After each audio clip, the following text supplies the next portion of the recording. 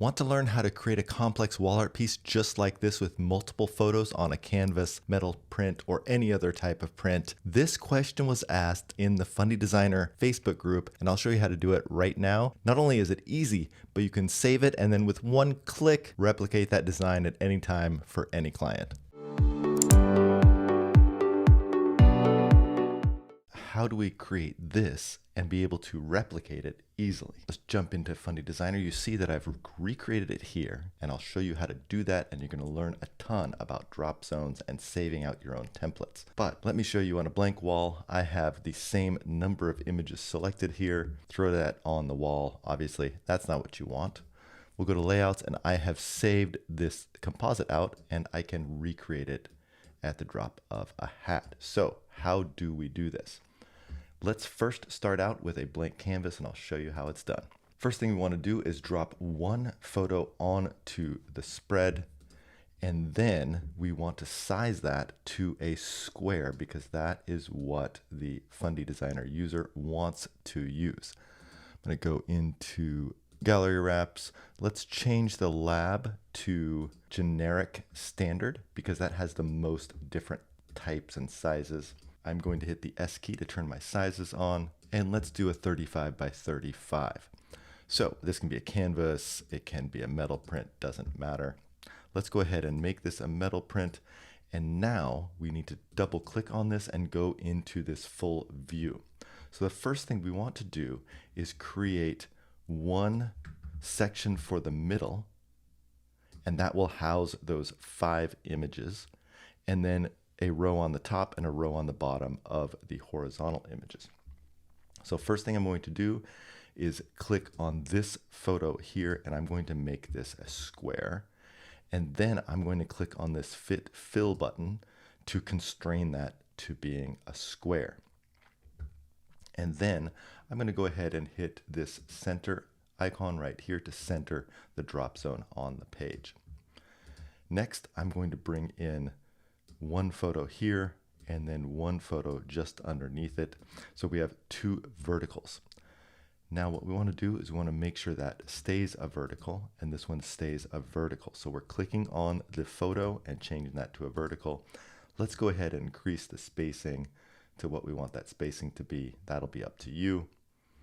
Now let's bring another vertical on the other side and then another vertical underneath it. And remember, we have to make this a vertical, and then click on this one and then make this a vertical.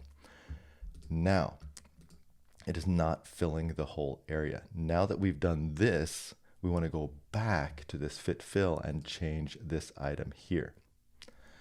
Now it's gone all the way to the edge, and then also we can see that the square isn't quite exactly a square, so we can modify that easily. But the first thing we want to do is hit the G key and then the G key again to turn on grid lines.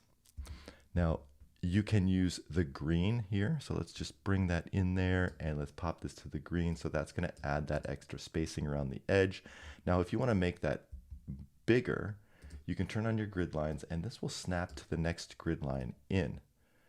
Now depending on how much spacing you want to the edge, under the view menu, set up grid lines, you can change the size of those grid lines. So if that's too much spacing, you can bring that down a little, bring it up a little. That is up to you. Now here, everything looks basically square. If you feel like maybe you need to bump this up one step, bump this down a step, and then recenter at any time. Right? So now we have the base in there. So next thing I'm going to do is I am going to grab some images here. Can be vertical, can be horizontal, doesn't matter. I'm going to drop that right here, and I'm going to bring this out here. And then for this one in the drop zone, I'm going to change everything to horizontal. And let's make sure we put the photos in there together. Let's go ahead and change that to horizontal. Let's do a Fit Fill.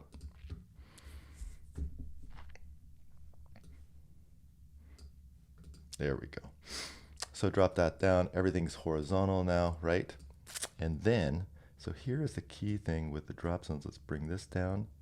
When you snap a drop zone to the drop zone above it, it will adopt the spacing above it, which is great. And then I can bring this one in here, this one in here, so the edges line up. And then the bottom one, I can bring that to that same spacing there. And then let's hit the fit fill button. We might have to drop that back down again. There we go. Okay, so now we can confirm that the edges are lined up here. The spacing is the same in between. And you can repeat that process, or we can select this drop zone, hit the D key to duplicate it. And we've duplicated that drop zone. We're going to bring that right up here and drop that so it snaps into place. Notice here it is snapped to the inside of the drop zone. I'm going to fill that. It'll snap right up. And so now you'll see that all of the spacing is the same. Now what you want to do is you want to confirm that this is set to horizontal. This one is set to horizontal. These two are set to vertical and vertical. And then this one is set to square, right? So now we have saved our layout. Click the view button, go back to the room view, and let's go ahead and pin that. I'm going to do save to composites. You can decide which group you want. I'm going to say comp 1, and I'm going to go ahead and price that. Now what's really cool is that one thing that you can do is if you have offered this composite at different sizes, we can bring this down a size, resave that composite as composite 2 24 by 24 versus 36 by 36, etc. So we've done that work. Now let's click new design and test it. And we need 12 images. So 1, 2, 3, 4, 5, 6, 7, 8, 9, 10, 11, 12. Drop that in there. Go to my layouts, select this guy, and everything's there. We can pop this open here so that we can adjust the cropping for each one of these because I put verticals into horizontals, and finalize that. And then to see it without the grid lines, hit the G key. And that is how you recreate a composite. So the key is if you're creating a different composite, just remember to think in terms of blocks of drop zones instead of individual images, right? It would be very hard to recreate this in one drop zone. You could do it, but it would be very hard to get it exact. So what I did is I thought about this middle drop zone with a square in between and 2 verticals on the side. So that's what I created. And then I created 2 drop zones on the bottom and the top that are identical with horizontals going across. So as you create a composite, you know, if it's one long strip of images stacked on top of each other, that's one drop zone. But just think about what you want to create and think about it in terms of blocks of drop zones, and you can create anything and save it and use this pin icon to save one image. And then remember, if you have created multiple sizes of this layout and you want to save it as a full collection, under the export menu that is save as design collection, you can also export that and share it with friends. If you'd like more tips on how to design albums, wall art, cards, and sell them to your clients, be sure to click like and subscribe, and we'll get more out to you.